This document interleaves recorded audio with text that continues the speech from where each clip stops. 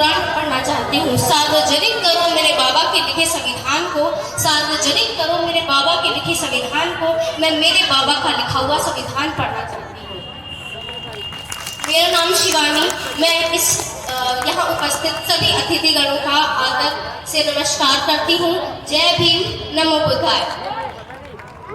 जब भीमराव अंबेडकर लंदन में पढ़ रहे थे तो माता रमाबाई ने कहा कि बाबा कि साहब क्या करके मानोगे, हमारी 3 संतानों की मृत्यु हो गई है। कि साहब क्या करके मानोगे, हमारी 3 संतानों की मृत्यु हो गई है।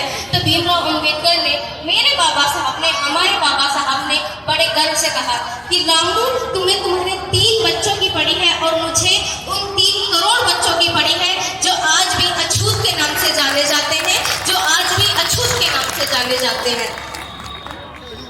वो हमारे लिए लड़े, पढ़े, भूखे रहे, उन्होंने अपनी संतानें तक खो दी। हमारा फर्ज बनता है कि हम उनके चलाए मिशन को आगे बढ़ाएं। मैं एक महिला हूँ, मैं एक बेटी हूँ, मैं भीमराव की बेटी हूँ। मुझे जन्म जरूर मेरे माँ बाप ने दिया, लेकिन मेरे असली माँ बाप वो है जिन्होंने मुझे अधिकार दिए। मैं यहाँ खड़ी होकर बोल रही हूँ।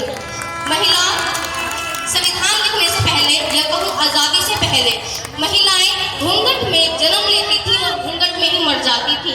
बाबा साहब ने बिना भेदभाव किए, बिना जाति पाति देखे, केवल और केवल अपने देश की बेटियों के बारे में सोचा। उन्होंने शिक्षा का अधिकार दिया, बोलने का अधिकार दिया, उन पे हो रहे शोषण के विरुद्ध बोलने का अधिकार दिया। मेरे साहब ने, मेरे बाबा साहब ने मुझे इतने अधिकार दिए कि मैं आपको गिनती नहीं करवा सकती। मेरे बाबा साहब का लिखा हुआ संविधान सार्वजनिक इसीलिए नहीं किया जा रहा। यदि हम अपने अधिकारों को जान गए, हम अपने अधिकारों को पहचान गए, तो हम इस देश से सवाल कर सकते हैं कि ये कौन से अधिकार है जो आज तक हमें नहीं मिले हैं। आज आज अम्बेडकर 133 की अम्बेडकर जयंती है।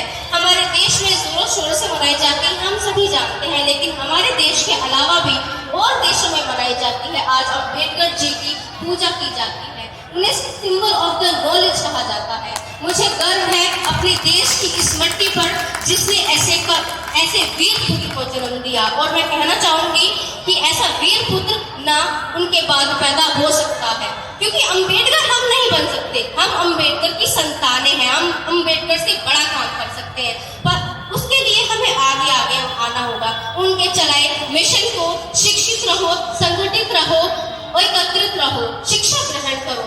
शिक्षा शेरनी का दूध है, जो पिएगा वो दहाड़ेगा। इसीलिए हमें शिक्षा से दूर रखा जाता है, इसीलिए शिक्षा पर इतने टैक्स बढ़ाए जाते हैं ताकि हम शिक्षा ग्रहण न कर सके।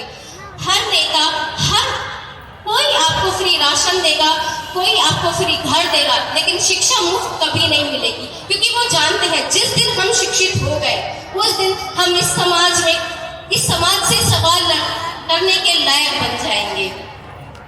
बाबा साहब, जब भीमराव अंबेडकर अपनी शिक्षा ग्रहण कर भारत